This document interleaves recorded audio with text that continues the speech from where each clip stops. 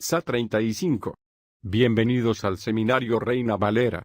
Yo soy Gilberto Abels, rector del Seminario Abierto, y esta es la lección número 35 de la materia Sinopsis del Antiguo Testamento, cuyo tema es Habacuc, la historia de las manos de Dios. Pedimos la bendición de Dios sobre el estudio de su palabra. Empecemos. Habacuc, la historia en las manos de Dios. Por Ray C. Stedman. El nombre Habacuc quiere decir el que abraza, pero no en el sentido romántico, sino en el sentido de consolar, y este es un gran libro de consuelo.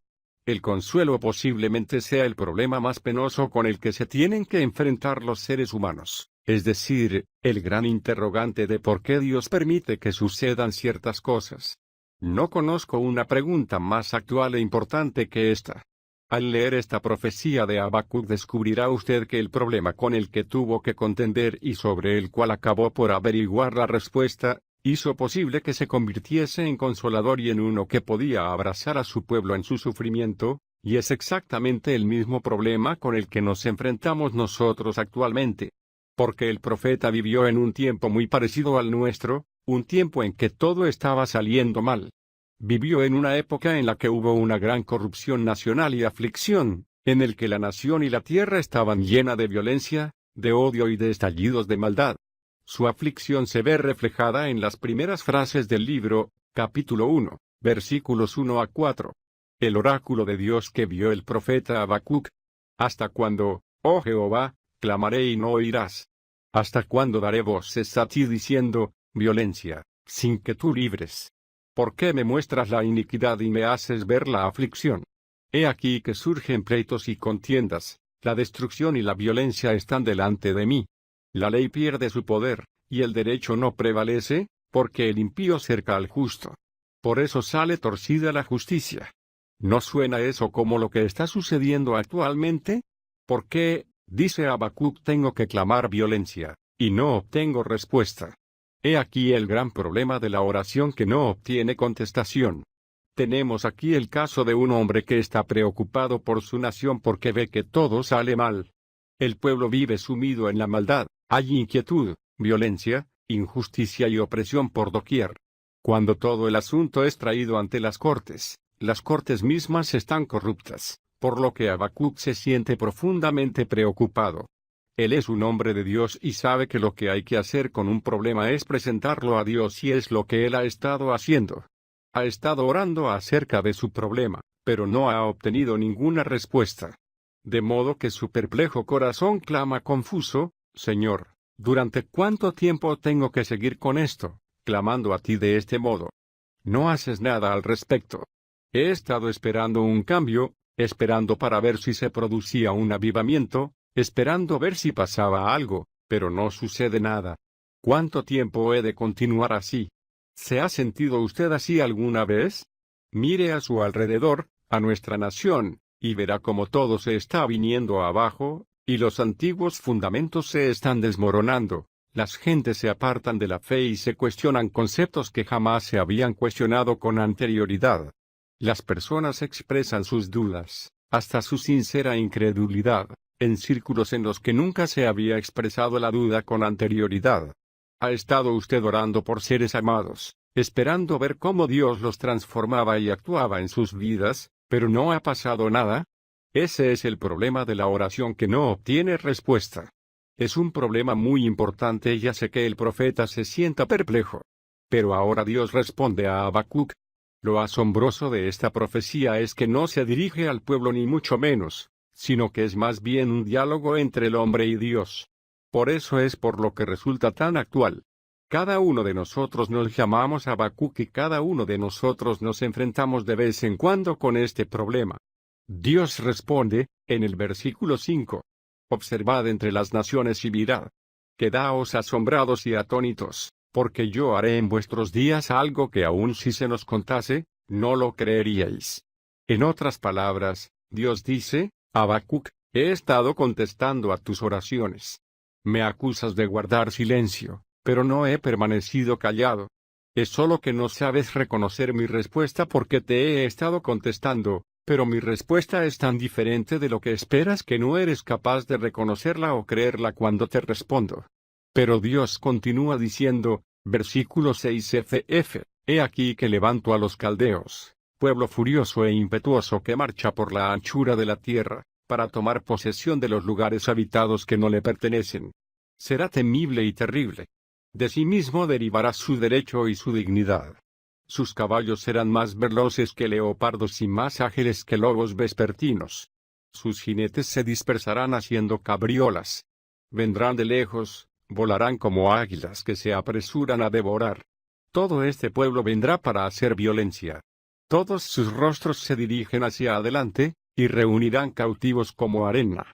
Se mofará de los reyes y hará burla de los príncipes. Se burlará de toda fortificación, levantará terraplenes y la tomará.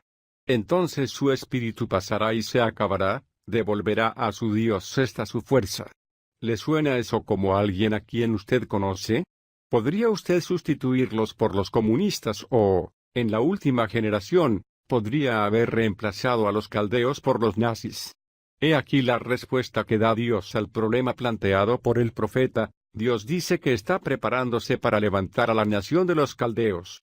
Cuando escribió Habacuc, los caldeos no eran una nación importante. Otro de los nombres de los caldeos es los babilonios. Estos nombres se usan alternativamente en el Antiguo Testamento, pero cuando escribió el profeta, la gran nación que tenía asustadas al resto de las naciones y gobernada por un gran tirano del mundo de aquellos tiempos era la nación de los asirios. Su capital era Nínive, a la que se hace referencia en profecías anteriores. Pero aquí tenemos a una pequeña nación que comienza a levantarse en la historia del mundo y Dios dice al profeta, yo estoy detrás de todo esto. Este pueblo es un pueblo muy extraño. Son amargos, hostiles, implacables y sanguinarios. Van a ser tan poderosos como lo han sido otras naciones de la tierra y van a arrasar a través de las tierras conquistándolo todo, y dará la impresión de que nada les puede detener. Este pueblo no tendrá ningún Dios como figura central de sus vidas. Yo estoy tras el levantamiento de esta nación y esta es la respuesta a tus oraciones. Eso resulta bastante asombroso, ¿verdad? Es evidente que Habacuc no sabía qué pensar al respecto. Aquí se produce un momento de silencio y luego comienza a reflexionar. Si para comenzar creyó tener un problema, ahora sí que lo tiene. Se enfrenta con un problema de grandes dimensiones porque, ¿cómo es posible que Dios resuelva el problema original creando un problema semejante a este? Esto es lo que preocupa a tantas personas al enfrentarse con lo que está sucediendo hoy en el mundo. Lo que ha amenazado la fe de muchos ha sido el problema de la historia. ¿Por qué permite Dios que pasen las cosas tal y como suceden? ¿Cómo es posible que permita que tengan lugar cosas tan terribles en la historia humana? Hace poco tiempo vi los resultados de una encuesta que se había realizado a estudiantes que no eran cristianos y a las preguntas que se estaban haciendo en las universidades por todos los Estados Unidos. La primera de la lista era, ¿cómo es posible que un Dios justo y amoroso permita que los hombres sufran? ¿Por qué iba Dios a crearnos para luego permitir que la enfermedad, el hambre y todas esas cosas terribles sucedan? Existen actualmente muchas personas que se hacen esa pregunta y muchos cuya fe se está debilitando por causa de esto. Están diciendo, ¿cómo puede ser esto? ¿En qué clase de universo vivimos? Como es lógico, hay otros que no tardan en responder diciendo, la respuesta es que Dios no existe y no sirve de nada pensar que existe. Estamos viviendo en un universo que es como una máquina, con piezas tediosamente resonantes y nadie sabe realmente lo que hace que funcione. La casualidad hizo que todo encajase. Solamente nos engañamos a nosotros mismos cuando nos imaginamos una imagen paterna por el deseo que hay en nuestros corazones y le llamamos Dios.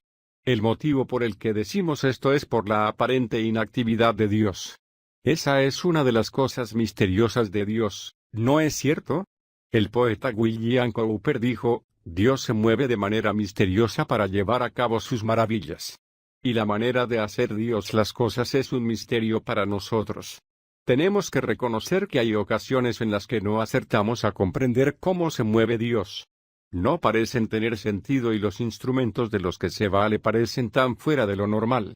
Dios no es nada ortodoxo. Siempre está haciendo las cosas de manera equivocada, escogiendo a las personas equivocadas y haciendo las cosas del modo más sorprendente. Una de las cosas que aprendemos acerca de Dios al vivir con Él durante un tiempo es que siempre está haciendo lo inesperado, y no es que lo haga así porque le encante hacer que nos sintamos confusos, sino porque su forma de obrar es infinita y nuestra mente humana no acierta a entenderla. Ese fue precisamente el problema que afligió a Habacuc, que se sintió intrigado por este extraño silencio y luego, al enterarse de cómo se estaba moviendo Dios, tampoco pudo entenderlo. Pero hace algo muy sensato, y la próxima sección de este libro es un pasaje muy importante porque nos dice cómo enfrentarnos a esta clase de problema. ¿Qué es lo que hay que hacer cuando nos encontramos con una amenaza semejante para nuestra fe? Cuando vea usted lo que le dé la impresión de ser una falta de acción por parte de Dios y luego a lo mejor se da usted cuenta de que Dios está actuando de una manera que parece totalmente increíble, ¿qué hace usted? Una de las grandes necesidades de nuestra vida cristiana es entender el método que hemos de usar para enfrentarnos con problemas como este, y el método puede explicarse de un modo muy sencillo. Hay 4 pasos muy simples y al seguir adelante verá usted cómo los sigue el profeta. Lo primero que hay que hacer es detenerse a pensar, sin reaccionar emocionalmente ante el problema. No deje que el pánico se apodere de usted o que algún terrible miedo pueda más que usted. Párese y piense. ¿De acuerdo? ¿En qué debe usted pensar? En segundo lugar, recuerde las cosas básicas que sabe usted acerca de Dios y no intente resolver el problema de inmediato. Aléjese de él y comience con Dios. Vuelva a lo que sabe acerca de él y su carácter, tal y como le ha sido revelado a usted en la revelación y gracias a la experiencia que ha adquirido usted. A continuación, coja lo que sabe acerca del carácter de Dios y aplíquelo al problema. Ese es el tercer paso. Y finalmente, si no ha encontrado usted una respuesta, deje el resto en fe para que Dios lo resuelva y pídale que se lo muestre. Esa es la manera de hacerlo. Fíjese cómo lo hace el profeta. Primero, comienza pensando acerca de Dios. Versículo 12. ¿Acaso no eres tú el principio, oh Jehová, Dios mío y Santo mío? No moriremos. Habacuc se ha recordado a sí mismo algunas cosas de suma importancia al decir eso. ¿Acaso no eres tú el principio? Lo primero en lo que piensa es que el Dios al que él conoce es un Dios eterno, que está por encima de la historia y es superior a cualquier lapso de tiempo de los acontecimientos. Él crea la historia, él es desde el principio y se halla al final. Es anterior al principio y no tiene fin porque es el Dios de la eternidad. Eso es lo primero que el profeta se recuerda a sí mismo. Cuando aparezcan los caldeos confiarán en su propio poder como su Dios. Oh sí, dice Habacuc, pero mi Dios no es así. Mi Dios no es una de esas deidades tribales locales, sino que abarca toda la historia y gobierna estos acontecimientos, porque es un Dios eterno. En segundo lugar, el profeta se recuerda a sí mismo que Dios existe por sí solo porque es un nombre muy especial para Dios. Dice, ¿acaso no eres tú desde el principio, oh Jehová, Dios mío? Cuando la palabra Señor está todo escrito en mayúsculas, como lo está en este caso, es una traducción de la palabra hebrea Jehová que significa soy el que soy. El gran nombre que le reveló Dios a Moisés cuando estuvo en Egipto. En esa ocasión le dijo, cuando hayas sacado al pueblo de Egipto. Así dirás al faraón, yo soy me ha enviado. Éxodo 3, 14. ¿Sabe usted por qué Habacuc se recordó a sí mismo esto?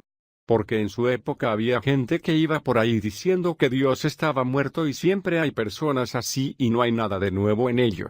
Mientras el pueblo iba por ahí afirmando que Dios estaba muerto, Habacuc volvió a lo que había aprendido acerca de Dios, que existe por sí mismo y no puede morir. Es imposible que una persona que existe por sí misma muera y él es yo soy el que soy.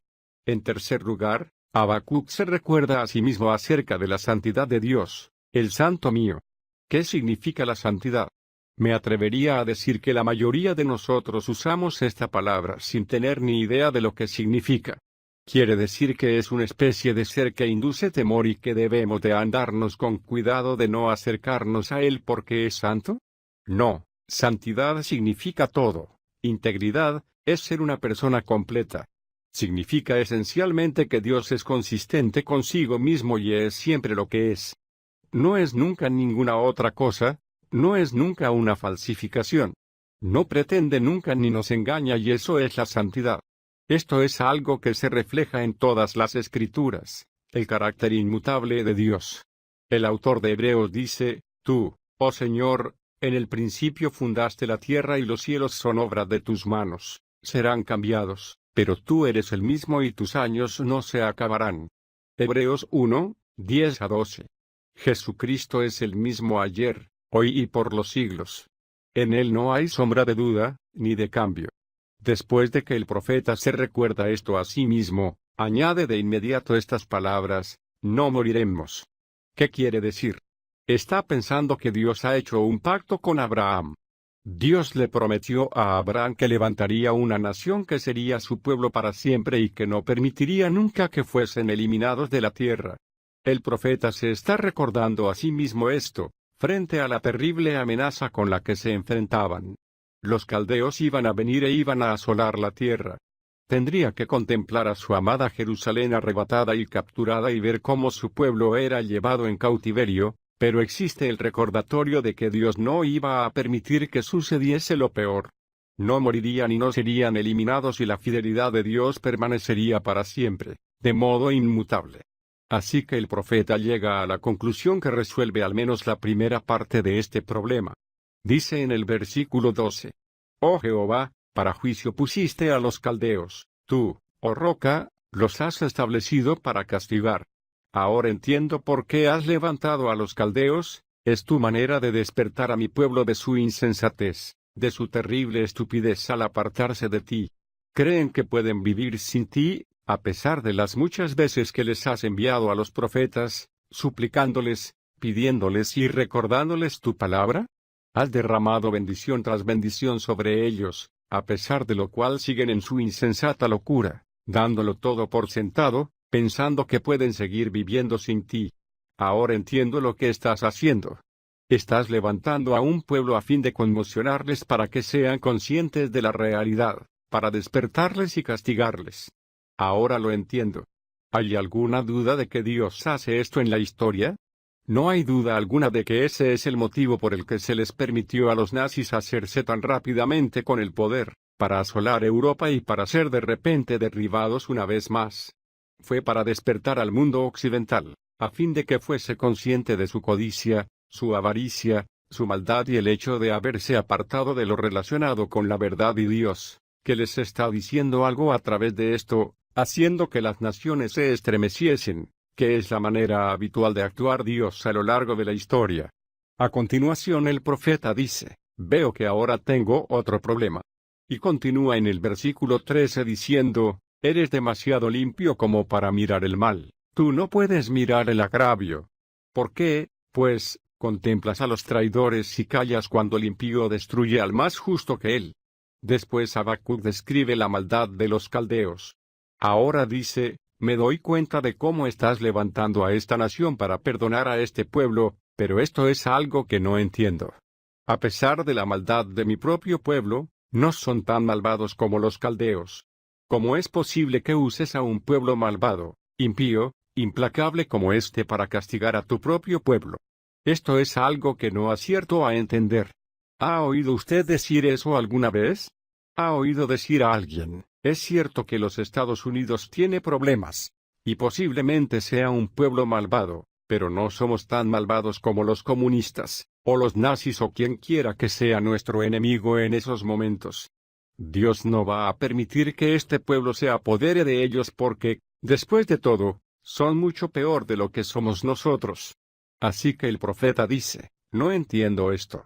Y como no sabe lo que hacer, sigue al cuarto paso y deja que Dios se ocupe del problema. Eso es algo muy sabio que hacer porque nuestra mente humana no capta todo lo intrincado de la historia y son muchísimas las cosas que no entendemos. Por lo que al llegar a este punto son muchas las personas que dicen, debe ser que Dios no existe o Dios no es como dice la Biblia, que eso no puedo creer en esto. Si Dios no me explica lo que piensa hacer, ya no puedo seguir creyendo en Él. Pero el profeta dice, la verdad es que no lo entiendo, pero tú eres más poderoso que yo, así que esperaré a que tú me lo reveles. Fíjese cómo empieza el capítulo 2, en mi guardia estaré de pie y sobre la fortaleza estaré firme. Vigilaré para ver qué dirá y qué tiene que responder a mi queja. Ese es un modo de actuar muy sensato. Para empezar, Habacuc está diciendo que se va a alejar del problema durante un tiempo. Voy a dejar el asunto en manos de Dios y esperaré a que sea Él quien dé el próximo paso. Yo he llegado hasta donde podía ir. He razonado basándome en el carácter de Dios. Sé que sus ojos son demasiado puros como para contemplar el mal, no le gusta el mal y no tiene complicidad con él. Eso lo sé. Pero a pesar de ello está levantando a este pueblo malvado. No lo entiendo, pero dejaré que Dios me lo explique y esperaré su respuesta. ¿Puede usted hacer esto? Cuando le presenta usted un problema a Dios y se lo explica todo a Él en oración, ¿se levanta usted y sigue preocupándose por el problema otra vez? ¿Cómo se va a resolver esto? ¿Qué debo hacer a continuación? Eso es lo que nos derrota con frecuencia, pero el profeta lo deja ahí, diciendo, de ti depende. El versículo 2 dice, entonces Jehová me respondió diciendo, escribe la visión y grábala claramente en tablas para que corra el que las lea. En otras palabras, Habacuc, te voy a dar la respuesta. Ahora quiero que lo pongas por escrito con toda claridad para que todo aquel que lo lea pueda transmitir de inmediato la respuesta y hacer que llegue por toda la tierra. Entonces Dios añade estas significativas palabras, versículo 3. Aunque por un tiempo la visión tarde en cumplirse, al fin ella hablará y no defraudará. Aunque tarde, espéralo, pues sin duda vendrá y no tardará. Dios está diciendo, Habacuc, esto es algo que no va a suceder de inmediato. Pasará algún tiempo, pero sucederá. Ese es el carácter de la revelación de Dios. Para empezar, Él dice que va a suceder un acontecimiento y luego dice, no te preocupes de lo que pase entre tanto. Aunque te dé la impresión de que todo está saliendo mal, lo que te he dicho que va a pasar pasará y si te da la impresión de que se demora, espéralo porque sucederá. Luego Dios afirma un principio que se cita en 3 ocasiones en el Nuevo Testamento y que es la base de los grandes movimientos que ha producido Dios entre los seres humanos. Dice estas palabras, 4. He aquí, aquel cuya alma no es recta dentro de sí está envanecido, pero el justo por su fe vivirá. Estas palabras se citan en el Nuevo Testamento en Romanos, en Gálatas y en Hebreos y fueron precisamente estas palabras las que encendieron un fuego en el corazón de Martín Lutero. El justo por la fe vivirá. No por las circunstancias, ni por los comentarios ni por los razonamientos, sino por la fe en lo que dijo Dios que sucedería. Mediante estas palabras se le muestra al profeta que solo hay 2 perspectivas posibles acerca de la vida. Solamente podemos enfrentarnos con la vida mediante 2 clases diferentes de actitudes. O bien la afrontamos por medio de la fe, dependiendo de Dios, o la enfrentamos con una actitud de incredulidad, dependiendo de nuestra propia habilidad para razonar todas las cosas. Estas son las 2 actitudes fundamentales y son las únicas 2 actitudes posibles. Solamente se puede adoptar la una o la otra. Si mira usted a su alrededor se dará cuenta de que cada uno de los seres humanos sobre la faz de la tierra encaja en una de estas 2 categorías. O bien confían en la sabiduría de la mente humana para estudiar los acontecimientos y hallar las soluciones, e intentan analizar los escritos de hombres sabios y llegar a conclusiones respecto a los acontecimientos humanos, basándose en estas fuentes de información, o toman lo que ha dicho Dios y creen que cuando Él ha dicho que va a suceder algo, sucederá y que toda la historia converge y depende de esta promesa. Esa es la diferencia entre el hombre de fe y el hombre que vive dependiendo de su razón. Una de las cosas más lamentables con las que me encuentro es la cantidad de cristianos que se están dejando atrapar por la idea de vivir conforme a la razón y por la inteligencia de los procesos racionales humanos, en el nombre del cristianismo. Hay muchos que dicen que la labor de la Iglesia es organizar a la gente que está en desventaja para que de alguna manera pueda ejercer una influencia y un poder político, a fin de presionar a los dirigentes de la nación para que corrijan los abusos que se cometen y que eso es lo cristiano y lo que se debe de hacer. Ahora bien, yo no estoy sugiriendo que esté mal ayudar a las personas que estén necesitadas. Eso es perfectamente correcto y debemos de hacerlo guiados por Dios. Pero los procesos de depender de bloques de presión y de piquetes y otras cosas no es ni remotamente cristiano. Eso no es ni mucho menos lo que nos dice la palabra de Dios que hagamos. En contraste, eche un vistazo a los relatos de los hombres y las mujeres que se mencionan en el capítulo 11 de Hebreos. ¿De qué manera cambiaron el mundo de su época? Nos dice que soportaron como viendo al que era invisible, sin esperar que el hombre hiciese nada. Estaban esperando que Dios obrase y así lo hizo siempre. Al obrar Dios, las cosas empezaron a cambiar y la historia de esa clase de obra es la asombrosa historia del éxito de hombres y mujeres que fueron capaces de cerrarle la boca a los leones, subyugaron reinos, derrocaron tronos, ganaron imperios y cambiaron el curso de la historia por medio de la fe, no contando con lo que pudiera hacer el hombre, sino Dios. A lo largo del resto del capítulo hay un interesante análisis de los caldeos y lo que Dios planeaba hacer con ellos. Para resumir, Dios le dice al profeta: mira, Habacuc, no te preocupes por los caldeos.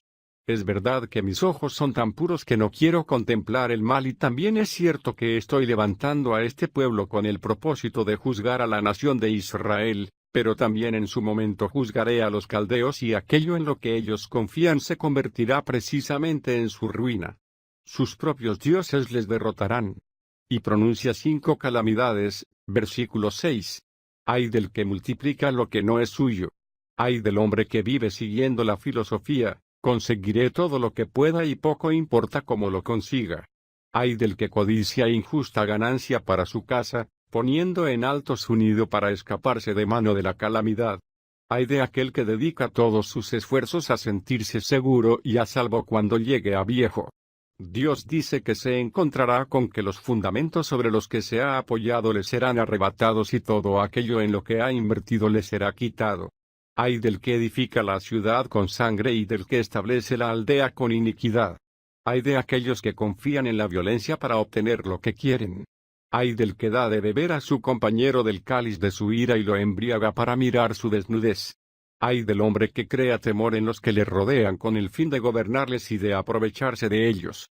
Versículo 19. Ay del que dice al palo: despiértate. Ay del hombre que confía en un falso Dios, que cree que las fuerzas que le rodean pueden controlarle, darle vida y cumplir sus deseos. Finalmente, en el capítulo 3 el profeta concluye con una oración extraordinaria. Aquí ha encontrado su respuesta. Dios es el Dios de su historia, se está moviendo y lo tiene todo bajo control. Lo que tenemos que recordar es que estas fuerzas y los problemas creados por ellos no se resuelven intentando afrontar solo el problema inmediato, porque eso es como tomar aspirina para curar el cáncer, algo que no funcionará nunca. No, estos problemas solo se solucionarán mediante la relación del hombre con Dios. Habacuc dice, en el versículo 20: pero Jehová está en su santo templo, calle delante de él toda la tierra. Luego comienza su poderosa oración. Capítulo 3, versículo 2. Oh Jehová, he oído tu fama, he considerado tu obra, oh Jehová. Avívala en medio de los tiempos, hazla conocer. En medio de la ira, acuérdate de tener misericordia. Habacuc comenzó este libro diciendo: Señor, ¿por qué no haces algo? Y ahora dice: Señor, ve con cuidado, no hagas demasiado. En tu ira no olvides la misericordia. Señor, veo que estás obrando, pero recuerda en medio de ello que sigues siendo un Dios de misericordia. Eso es todo lo que tiene que decir.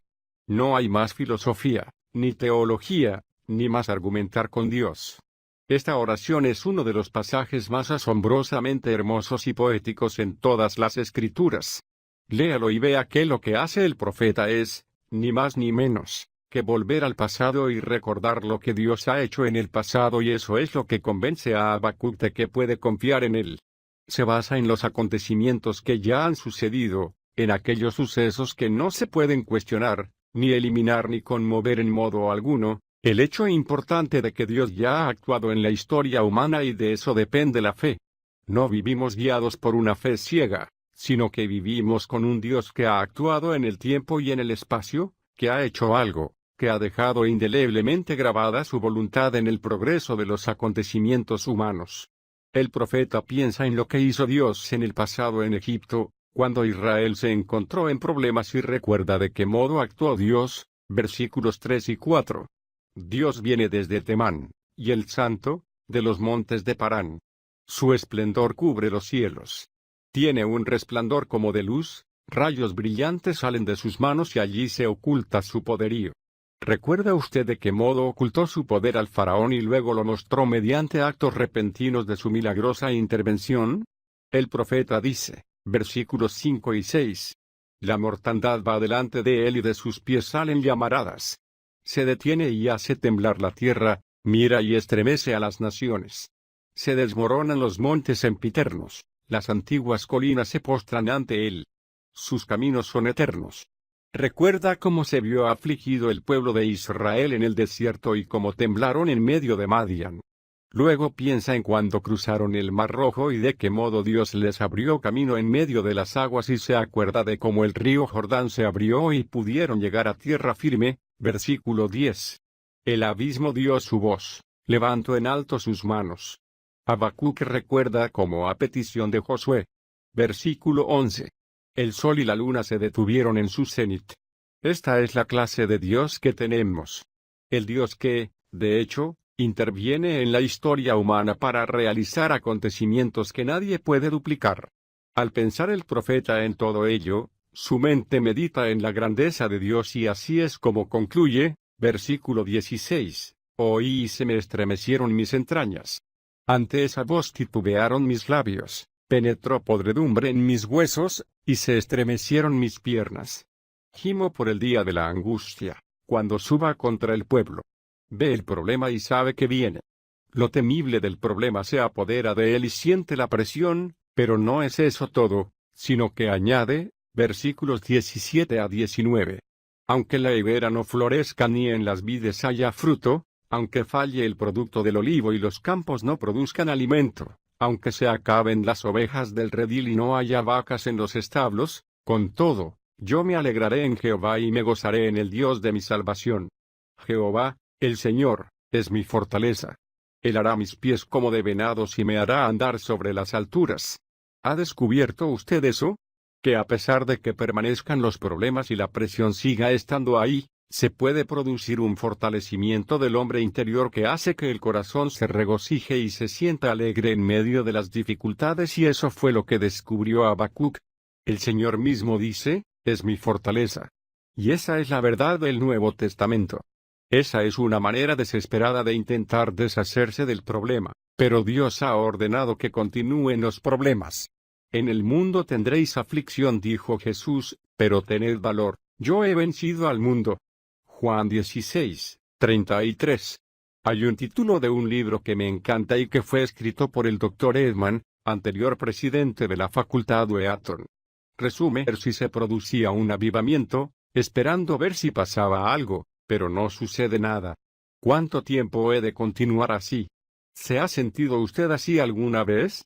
Mire a su alrededor, a nuestra nación, y verá cómo todo se está viniendo abajo, y los antiguos fundamentos se están desmoronando. Las gentes se apartan de la fe y se cuestionan conceptos que jamás se habían cuestionado con anterioridad. Las personas expresan sus dudas, hasta su sincera incredulidad, en círculos en los que nunca se había expresado la duda con anterioridad. ¿Ha estado usted orando por seres amados, esperando ver cómo Dios los transformaba y actuaba en sus vidas, pero no ha pasado nada? Ese es el problema de la oración que no obtiene respuesta. Es un problema muy importante y hace que el profeta se sienta perplejo. Pero ahora Dios responde a Habacuc. Lo asombroso de esta profecía es que no se dirige al pueblo ni mucho menos, sino que es más bien un diálogo entre el hombre y Dios. Por eso es por lo que resulta tan actual. Cada uno de nosotros nos llamamos Habacuc y cada uno de nosotros nos enfrentamos de vez en cuando con este problema. Dios responde, en el versículo 5. Observad entre las naciones y mirad. Quedaos asombrados y atónitos, porque yo haré en vuestros días algo que aun si se nos contase, no lo creeríais. En otras palabras, Dios dice, Habacuc, he estado contestando a tus oraciones. Me acusas de guardar silencio, pero no he permanecido callado. Es solo que no sabes reconocer mi respuesta porque te he estado contestando, pero mi respuesta es tan diferente de lo que esperas que no eres capaz de reconocerla o creerla cuando te respondo. Pero Dios continúa diciendo, versículo 6ff, he aquí que levanto a los caldeos, pueblo furioso e impetuoso que marcha por la anchura de la tierra, para tomar posesión de los lugares habitados que no le pertenecen. Será temible y terrible. Sa 35. Bienvenidos al Seminario Reina Valera. Yo soy Gilberto Abels, rector del Seminario Abierto, y esta es la lección número 35 de la materia Sinopsis del Antiguo Testamento, cuyo tema es Habacuc, la historia de las manos de Dios. Pedimos la bendición de Dios sobre el estudio de su palabra. Empecemos. Habacuc, la historia en las manos de Dios. Por Ray C. Stedman. El nombre Habacuc quiere decir el que abraza, pero no en el sentido romántico, sino en el sentido de consolar, y este es un gran libro de consuelo. El consuelo posiblemente sea el problema más penoso con el que se tienen que enfrentar los seres humanos, es decir, el gran interrogante de por qué Dios permite que sucedan ciertas cosas. No conozco una pregunta más actual e importante que esta. Al leer esta profecía de Habacuc descubrirá usted que el problema con el que tuvo que contender y sobre el cual acabó por averiguar la respuesta, hizo posible que se convirtiese en consolador y en uno que podía abrazar a su pueblo en su sufrimiento, y es exactamente el mismo problema con el que nos enfrentamos nosotros actualmente. Porque el profeta vivió en un tiempo muy parecido al nuestro, un tiempo en que todo estaba saliendo mal. Vivió en una época en la que hubo una gran corrupción nacional y aflicción, en el que la nación y la tierra estaban llenas de violencia, de odio y de estallidos de maldad. Su aflicción se ve reflejada en las primeras frases del libro, capítulo 1, versículos 1 a 4. El oráculo de Dios que vio el profeta Habacuc. ¿Hasta cuándo, oh Jehová, clamaré y no oirás? ¿Hasta cuándo daré voces a ti diciendo, violencia, sin que tú libres? ¿Por qué me muestras la iniquidad y me haces ver la aflicción? He aquí que surgen pleitos y contiendas, la destrucción y la violencia están delante de mí. La ley pierde su poder, y el derecho no prevalece, porque el impío cerca al justo. Por eso sale torcida la justicia. ¿No suena eso como lo que está sucediendo actualmente? ¿Por qué, dice Habacuc, tengo que clamar violencia, y no obtengo respuesta? He aquí el gran problema de la oración que no obtiene contestación. Tenemos aquí el caso de un hombre que está preocupado por su nación porque ve que todo sale mal. El pueblo vive sumido en la maldad, hay inquietud, violencia, injusticia y opresión por doquier.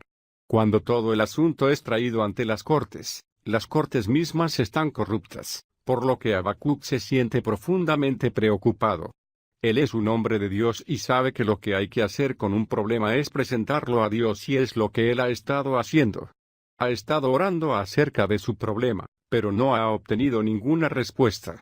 De modo que su perplejo corazón clama confuso, Señor, ¿durante cuánto tiempo tengo que seguir con esto, clamando a ti de este modo?